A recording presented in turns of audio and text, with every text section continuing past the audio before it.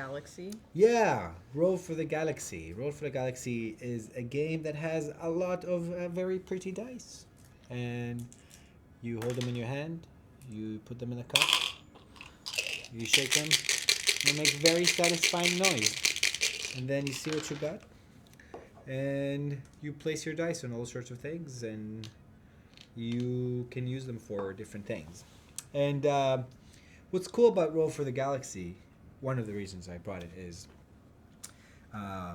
we're talking about game design mechanics that can help us do better teaching. And one thing game designers really understand is that um, every game has like a core mechanic, something you do over and over and over and over again. So in a hand of poker or bridge or something, you shuffle the cards, you deal the cards, you hold them, you play a card or whatever it is that the game does, and you do this over and over again, right? In Roll for the Galaxy, it's taking these beautiful dice, putting them up, shaking them. Mm-hmm. Now, one thing that I can tell you about this is it's incredibly satisfying, right? So these dice are pretty, they're chunky. You can hold them, you can play with them. The noise is satisfying, and it's all designed to just have the tiny kind of atom of a game are really fun and satisfying by itself. The game can be bad or good or whatever, but that thing feels kind of fun on its own. If you have something you have your students do over and over again, if it's like a core thing that they do in class over and over again, that's part of the time, try to make that kind of fun on its own. I was just thinking about the class that I'm teaching this semester, and one of the things where I was trying to think of how the class would play out every day. I was thinking about what can we do? What can be the sort of the ritual, the routine, that the backbone that moves the class along and holds it up. And we actually do meditation for the first 5 minutes of every class. Oh, so, fascinating. Yeah, so the very first thing they do when they come in is everyone comes to the whiteboard and they write up a word or a question in response to the reading that they did for the day. So everyone's word or question is up there with their name, so everyone can see it. Everyone takes a seat, and the first 5 minutes we meditate. Occasionally I'll give them a couple minutes to journal on that meditation practice, and then we'll begin. Oh, that's amazing. So one thing I did, which is different but has some similarities, is I start a lot of my classes with going around the table and having every person say one word that describes how they feel that day. That time, yeah. So having every person say one word is easy, right? It's not committal. It's not as high pressure, but it's some people can joke around. Some people could put the mood more seriously. So it gives them an opportunity to hear everybody's voices as the class starts. So that sets the expectation that this is a classroom where everybody talks about. And sometimes I do variants. I have each student say something about something in the news or something about the weekend or something about spring break, but I keep it to one word. That's the restriction. That's also related to another game design idea, which is a lot of instructors like to ask a ton of really open-ended questions. We like our assignments to be like, we want to have students write essays, especially in ethics, etc., argumentation, etc. But one thing that games do really well is that they focus on decisions. So in Roll for the Galaxy, you can see that there are like different phases, and you roll your dice, and they tell you what phases you can activate. And you always have to choose among very limited options. You might be like, no, this is a little spaceship that means you can ship things, but you might want to produce products, and you might not have the right side of the die, but the game restricts you. And obviously that can sometimes be frustrating, but something that's really cool about games is that if you think a lot about how you structure the choices, that you can make them a lot more meaningful. When you have a kind of core mechanic in a classroom, that are you suggesting that could be a mechanism by which you kind of usher students into those situations where they're forced to make those difficult decisions?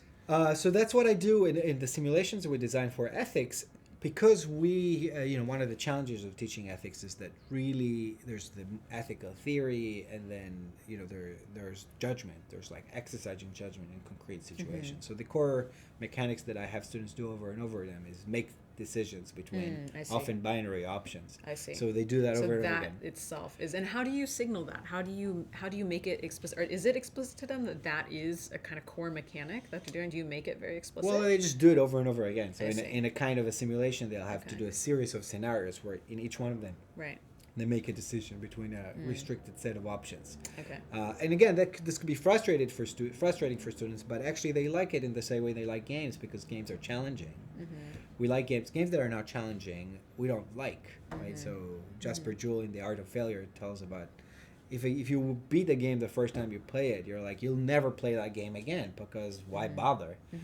So people get frustrated, they don't enjoy failure, but they don't enjoy it if there's no failure at all. So they have to be challenged. And restricting choices, I think instructors should think a lot more about actually restricting the choices that they give students, especially in like humanities and writing assignment and ethics, and like instead of letting them write about whatever they want.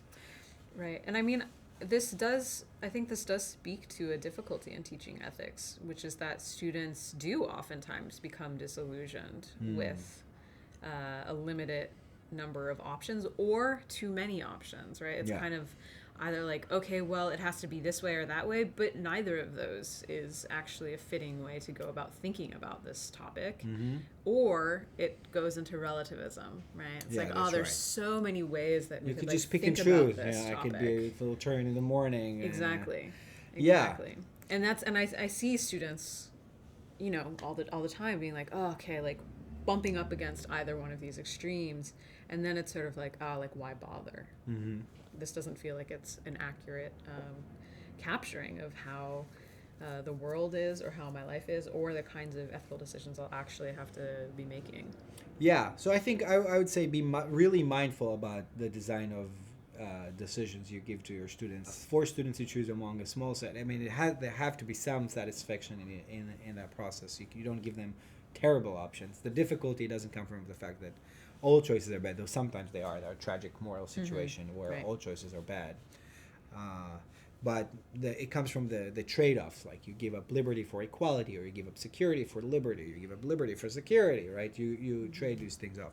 The last thing that I want to say about Roll for the Galaxy that I think is really good is dice. People like dice. They're very exciting. They roll them. It's a super enjoyable core mechanic. Students roll dice and they get excited. They stand up and they cheer.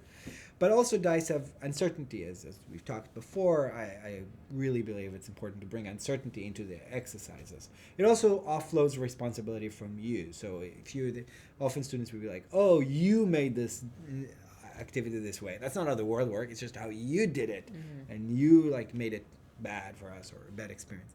But if you put it in the hand of the dice, you say, look, there's just a bit of uncertainty. You could do this, it could work. You roll the dice and you see what you get. So it allows to reintroduce uncertainty into the game, into the exercises, and have people make moral decisions again in the context of uncertainty. What Roll for the Galaxy does really well is that it actually gives players tools to mitigate the luck of the dice. So you draw certain tiles and you place them that let you re-roll specific dice, or pay one die to get another die to a face that you wanted. And I do that too. So I give students, and that's a way to learn about probability, but you give students kind of tools so they can choose a less risky move. Right, and that's also something to talk about. Right, so there's structure put in so that whatever comes by chance and whatever uncertainty exists, there's actually an opportunity to decrease it or make it feel more manageable. Sure, and dice have this reputation of it's luck, so that it's meaningless. But actually, they have a fairly simple distribution. Of probability distribution. It's not infinite possibility. Yeah, and you could, people have worked out, actually, if you roll two dice, two regular D6s, 7 is the most common outcome, and the distribution is fairly, it's really good in the sense that you can design what will be the most likely outcome in some extreme. So you can still do the thing where you tell the student that's what's going to happen, but you can give them a little out and see what that does to the dynamics of the exercise. So I love them, especially in the context of political morality. People's lives are at stakes, or grave things, questions of justice. Would you risk people's lives depending on what probability you have? I think it's a really important question. And if we stay in the hypotheticals where the choices are binary and super clear, we don't get students exercising the kind of judgment that is required in that context. context. Yeah, this seems like a really another really helpful game design principle for bringing more realism into the classroom in teaching ethics. Yeah, great. So thank you. Thank you.